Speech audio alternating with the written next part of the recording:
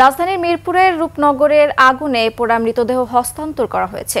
এদিকে দুর্যোগ ব্যবস্থাপনা ও ত্রাণ মন্ত্রণালয়ের অর্থায়নে ঢাকা জেলা প্রশাসনের পক্ষ থেকে নিহত প্রতিটি পরিবারের হাতে দাফন, কাফন ও যাতায়াত বাবদ 25,000 টাকা করে দেওয়া হয়েছে। বিস্তারিত হাকিম মাহির রিপোর্ট।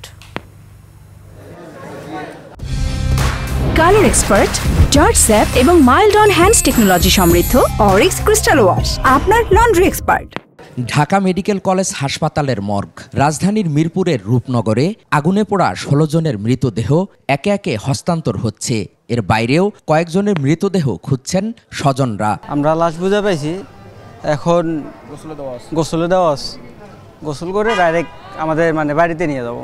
লাশ আমরা পাইছি শরৎপুরে নিয়ে যাব, আর 25,000 টাকা আমরা পাইছি। 18 বছর বয়সী মার্জিয়া সুলতানার খোঁজে মর্গের বারান্দায় তার বাবা। তিনি জানান, মেয়ে এবং জামাই একই সঙ্গে গার্মেন্টসে কাজ করতেন। জামাইকে খুঁজে পেলেও মেয়ে নিখোঁজ। নাম হয়েছে মার্জিয়া সুলতানা, আর আমার জামাইরা হয়েছে জয় মিয়া, কিন্তু মার্জিয়া সুলতানার হয়নি। অনেক হেরা কইতেছে রাত যেন আগুন ডাকছে, এনে মনে রাষ্ট্র রয়ে গেছে গা। অনেক স্বজন পরিবারের একমাত্র কর্মক্ষম সদস্য হারিয়ে ভেঙে পড়েছেন। তারা জানেন না পরিবার এখন কিভাবে চলবে। আমার ছোট ছেলে আর কি সম্পূর্ণ বারপূর্ণ নিত, ঘর ভাড়া তোরা সব কিছু এগুলি সব দিত আর কি। ওনার ছোট ছেলে তো চলে গেছে, অনেক কষ্ট হইব।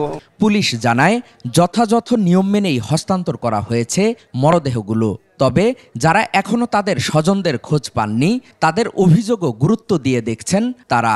ওইখানে এখন উদ্ধার অভিযান চলতেছে, ওখানে কোনো নতুন ডেড বডি পাওয়া গেলে তাহলে আমরা ডিএনএ টেস্টের মাধ্যমে তাদের সাথে ম্যাচ করলে পরবর্তী সময়টা হস্তান্তর করা হবে। অনেক স্বজনের অভিযোগ, যেই কারখানায় পুড়ে মারা গেলেন সেসব কারখানা থেকে খোঁজ খবর নেয়নি কেউ। এই সময় কারখানার মালিকদের বিচার দাবি করেন তারা। লাশ শনাক্ত করতে, লাশ এখন বুঝেও পাইছি, সবই পাইছি, কিন্তু মালিকের শাস্তি তো পাইনি।